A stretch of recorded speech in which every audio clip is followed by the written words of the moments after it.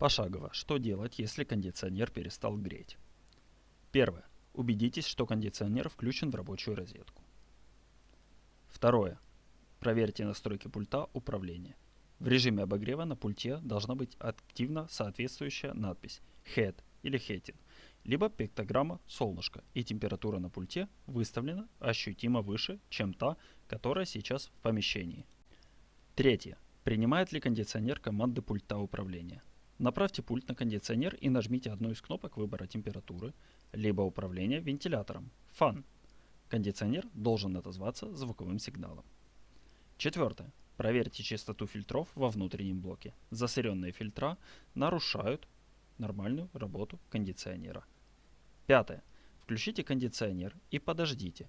Это может занять от 3 до 15 минут в зависимости от кондиционера и того, переключали ли вы режимы холод, тепло на пульте.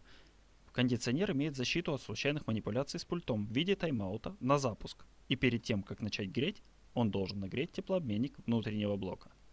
Если все вышеперечисленное не помогло или же работа кондиционера неудовлетворительна, обратитесь к специалисту.